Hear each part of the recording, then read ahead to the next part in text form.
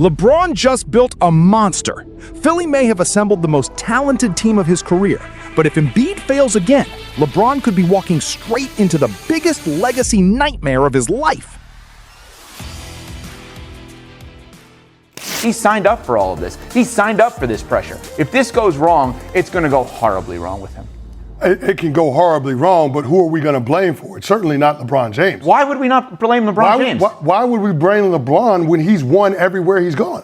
I'm fascinated by this because I have a hard time seeing how he becomes the scapegoat for the failures that have already been happening since prior to getting to Philadelphia. If you want to blame him for not picking another franchise, sure. But certainly you're not going to blame him if things go off the rails. You're going to blame the guy who's never available. Joel Embiid in his career has missed damn near 500 games. Over the last 3 years, he's played in half of the amount of regular season games as LeBron James has. If Joel Embiid doesn't have success with LeBron James, we will look at Joel Embiid and say the process is a failure. Like, we already feel that way.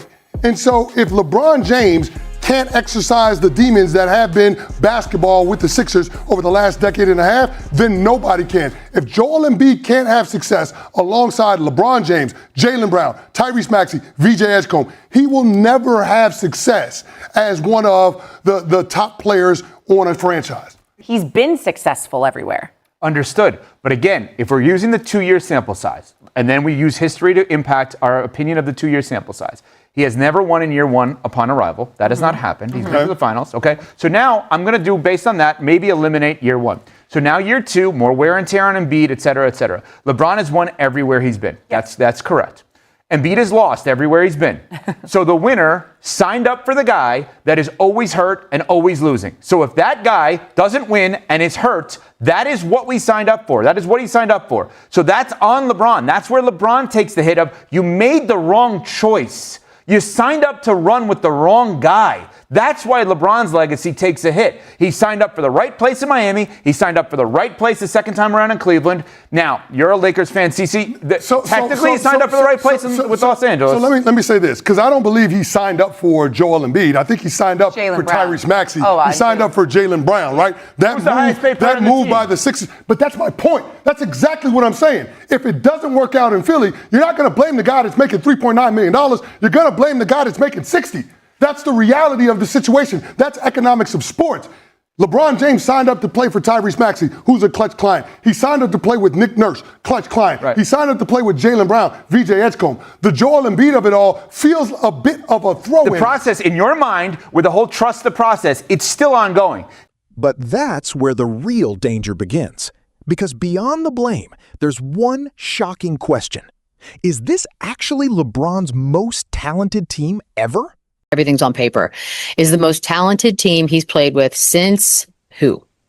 I think this is the most talented roster by far. And you also have to consider where he is financially in his career for this to be even a possible thing. So it's hard to even compare this team to any of his past situations because he's one of the main guys making the most money on the team. So it kind of limits what else can be added to a team.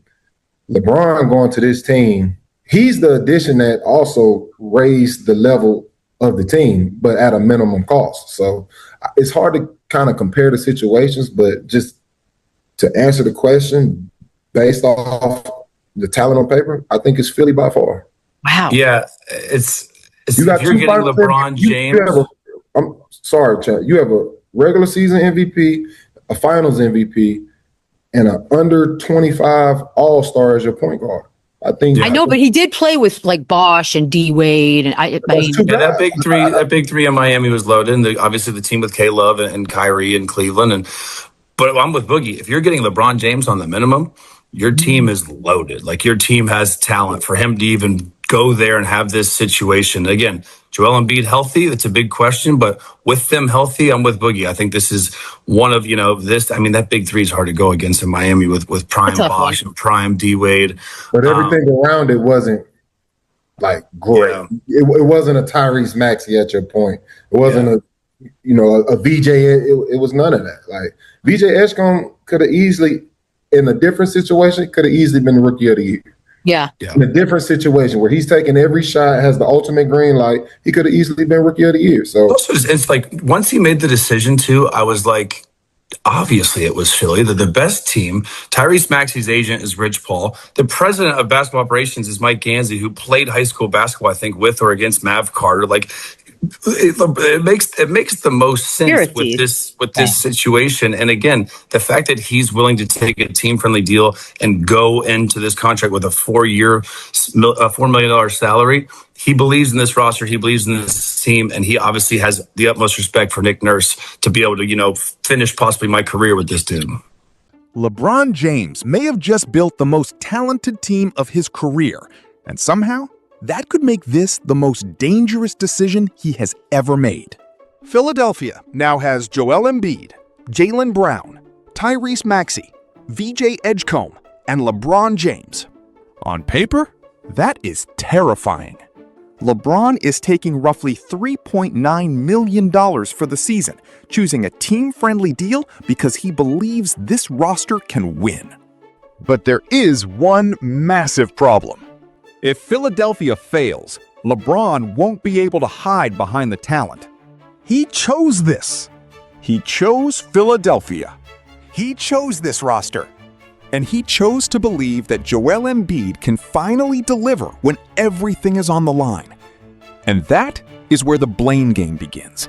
One side says there is absolutely no reason to blame LeBron. This is a player who has won everywhere. Miami, Cleveland, Los Angeles. 4 championships, 4 finals MVPs, 4 regular season MVPs. So why should LeBron suddenly become the scapegoat for Philadelphia's problems? The answer is simple. Because he chose the problem. Joel Embiid has missed nearly 500 games in his career, and over the last 3 seasons, his availability has been dramatically limited. That is the risk LeBron accepted. If Embiid gets hurt again, people will point to Embiid. But if LeBron chose Philadelphia knowing the risk, critics will also say, "You picked the wrong guy." And that is where LeBron takes the hit. Not because he suddenly stopped being great, but because the greatest winner of his generation may have made the wrong decision at the worst possible time. But there is an even bigger problem, and it goes beyond injuries. Think about what LeBron has around him. A former MVP in Joel Embiid, a Finals MVP in Jaylen Brown, an under-25 All-Star in Tyrese Maxey, and a young player in VJ Edgecombe, who many believe has enormous potential. That is ridiculous talent. Yes, LeBron played with Dwayne Wade and Chris Bosh in Miami. Yes, he had Kyrie Irving and Kevin Love in Cleveland.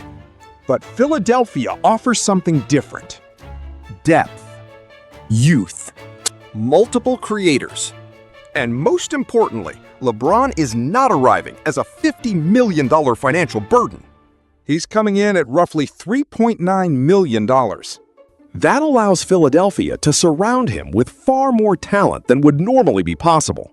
LeBron isn't simply joining a good team. He is becoming the final piece of a roster that was already loaded. And that makes the expectations enormous. But talent alone won't save Philadelphia. There is one player who could determine whether this entire experiment becomes history or another disaster. Joel Embiid is the key. Not LeBron. Not Maxey. Not Brown. Embiid. Because if he stays healthy, Philadelphia suddenly becomes terrifying. But if Embiid misses another postseason, everything changes. The Sixers have been trusting this process for years, and the results have been brutal. Philadelphia has not won a championship since 1983.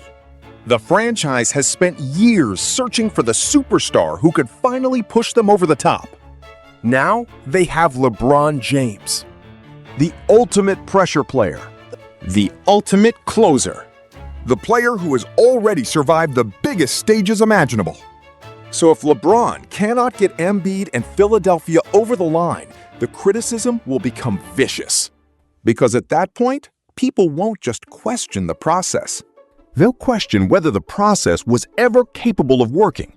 And that is why LeBron's decision is much bigger than another championship chase. LeBron has won everywhere he has gone.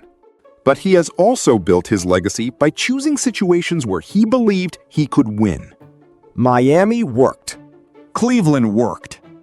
Los Angeles worked. Now Philadelphia has to work. Because LeBron didn't come here for comfort. He didn't come here for money. He came because he believes this roster can win. And that means if it doesn't, the criticism will be unavoidable. The question won't be, was LeBron good enough? The question will be, did LeBron choose wrong? That's the nightmare. Because at 41 years old, LeBron may not have another major chapter after this one. Philadelphia could give him one of the greatest endings imaginable. Or it could become the strangest legacy twist of his career. The king has built a monster. Now he has to prove the monster can actually win. And when the pressure finally arrives, there will be nowhere left to run. Not for Embiid, not for Philadelphia, and not for LeBron James. Yo, mic check 1 to 2, -1, -2. Game over for this video, folks.